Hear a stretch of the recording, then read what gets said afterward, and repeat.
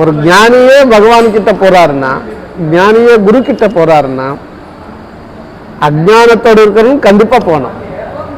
நிறைய பேர் சொல்லுவார், பகவான் கிட்ட எதுவுமே வேண்டிக்க கூடாது, எதுவுமே கேட்கக்கூடாது, நிஷ்காமமா பண்ணணும். அதுவும் ஒரு வகையில சரியா இருந்தாலும் கஷ்டம் இருந்தால் பகவான் கிட்ட தான் கேட்கறது நல்லது. பக்கத்தாத்துல கேட்டால் ஏதாவது தொந்தரவு கூட ஆகலாம்.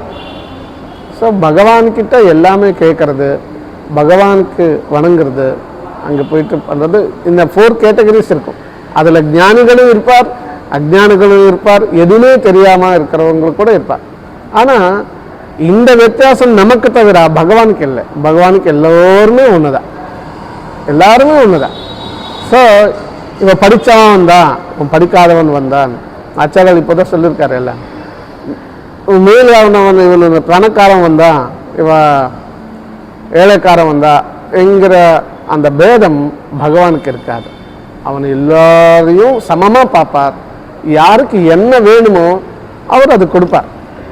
அதனால் எனக்கு வேதம் தெரியாது, மந்திரம் தெரியாது, வணங்க தெரியாது, பரவாயில்ல, பகவான் கிட்ட போகிறதே ஒரு விஷயமா இருக்கும்.